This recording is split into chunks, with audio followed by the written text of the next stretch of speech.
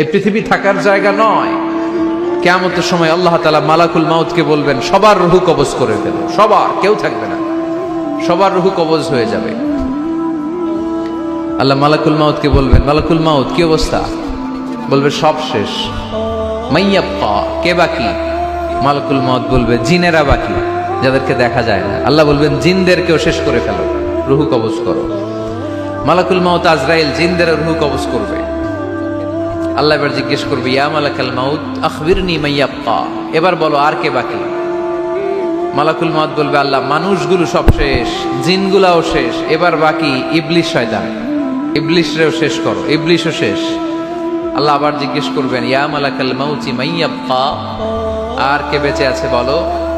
মালাকুল মাউত বলবে, আল্লাহ আপনার কথা অনুযায়ী পৃথিবীর সব মানুষের রূহ কবজ করলাম, সব জিনদের রূহ কবজ করলাম, ইবলিসের রূহ কবজ করলাম, এখন আছে শুধু ফেরেশতারা। আছে কারা? যাও ফেরেশতাদের রূহ কবজ করো, ফেরেশতাদের রূহ কবজ হয়ে যাবে। এবার আল্লাহ জিজ্ঞেস করবেন, ইয়া মালাকাল মাউত আখবিরনি মাইয়াব্বা। মালাকুল মাউত বলবে, আল্লাহ আপনার কথা মতো ধরে ধরে সব শেষ, ফেরেশতাও শেষ, 4 জন ছাড়া। কয়জন ছাড়া? জোরে বলেন, কয়জন ছাড়া? ইসরাফিল, জিব্রাইল, মিকাইল, আজরাইল।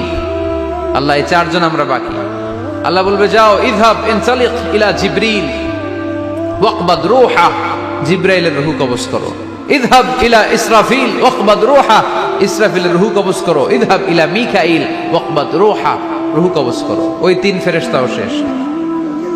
এবার আল্লাহ তাআলা জিজ্ঞেস করবেন, ইয়া মালাকাল মাউত আখবিরনি মাইয়াব্বা, হে মালাকুল মাউত আর কে বাকি আছে বলো? মালাকুল মাউত বলবে, আল্লাহ আপনার কথা মতো মানুষগুলো শেষ, জিনগুলো শেষ, ইবলিস শেষ, আমার বাকি 3 ভাই ইসরাফিল, মিকাইল, জিব্রাইলও শেষ, শুধু আমি, শুধু আমি। আল্লাহ বলবেন, কেউ নাই? মালাকুল মাউত বলবে, না আল্লাহ কেউ নাই। এবার আল্লাহ তাআলা বলবেন, মালাকুল মাউত তুমি তো সবাই রে মারছো, এবার তুমি মরো, এবার তুমি মরো, তুমি মরো।